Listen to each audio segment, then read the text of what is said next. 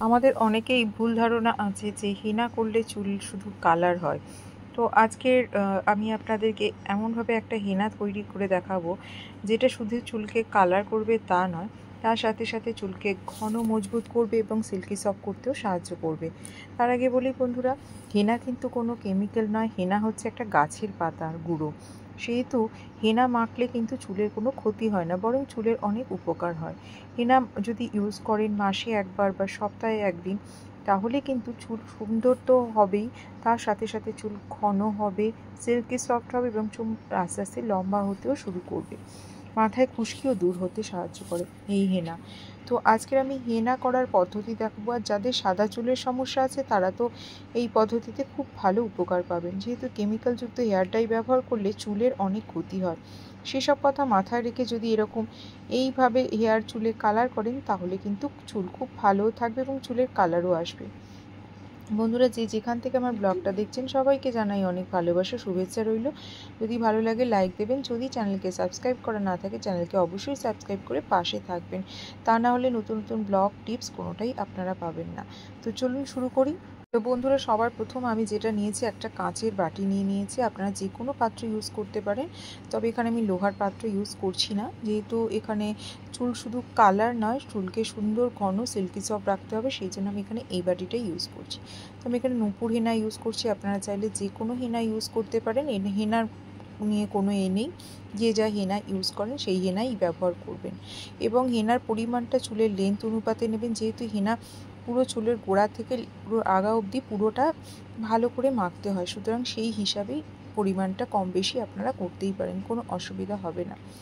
এর সাথে যেটা মেশাবো সেটা হচ্ছে কফি গুঁড়ো। আপনারা ইজিলি কফির গুঁড়ো বা কফি পাউডার যেটাই বলেন না কেন, সেটা যে কোনো মুদিখানার দোকান থেকে খুব ইজিলি পেয়ে যাবেন। কফিও কিন্তু আমাদের চুলকে সুন্দর করতে সাহায্য করে, চুলকে কালার করতে সাহায্য করে। তো এখানে আমি 10 টাকার যে কফির পাউডারগুলো পাতা হয় না, তার হাফটার মতো দিয়েছি।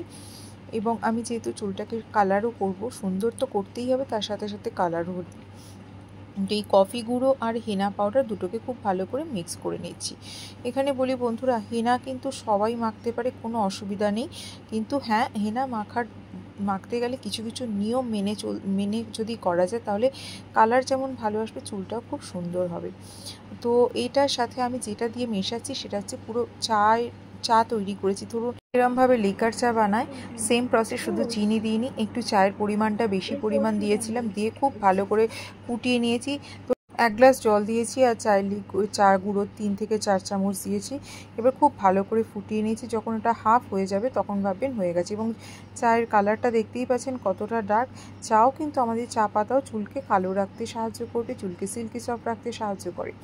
তো এই লিকুইডটা আমি যেমনভাবে গুলছি, সেটা খুব গাঢ়ও হবে না, আবার খুব পাতলাও হবে না, যেটা চুল থেকে খুব যদি পাতলা হয়ে যায়, চুলে মাখার সাথে সাথে একদম ঝরতে শুরু করবে বা গলতে শুরু করবে, যেটা ভালো লাগবে না। আর আপনাদেরকে আর একটা কথা বলে রাখি, হেনা করার আগে মাথায় যেন কোনো রকম তেল না থাকে, তেলযুক্ত মাথায় হেনা করবেন না, বা মাথায় যেন কোনো রকম নোংরা না থাকে, এইগুলো দেখে নেবেন। আর এর সাথে আমি একদম ঘরে পাতা টক দই 3 থেকে 4 চামচের মতো দিয়ে দিচ্ছি। আর এটা জল ঝরানো টক দই কিন্তু আমাদের চুলকে সিল্কি সফট রাখতে, সুন্দর রাখতে সাহায্য করে। আপনারা টক দই না থাকলে এর সাথে একটু ডিমও ব্যবহার করতে পারেন, সেটাও কিন্তু খুব ভালো কাজে দেবে।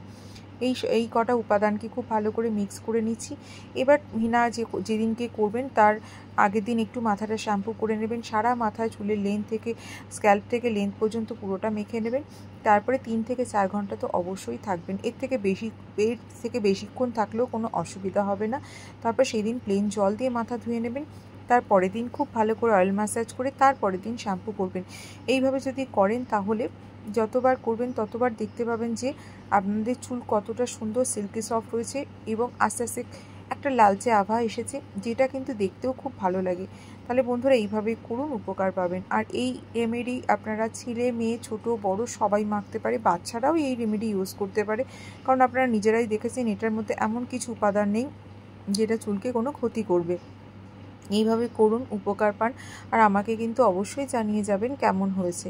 তাহলে বন্ধুরা, এখানেই শেষ করছি। কেমন হয়েছে অবশ্যই জানাবেন। সবাই খুব ভালো থাকুন, সুস্থ থাকুন, সাবধানে থাকুন।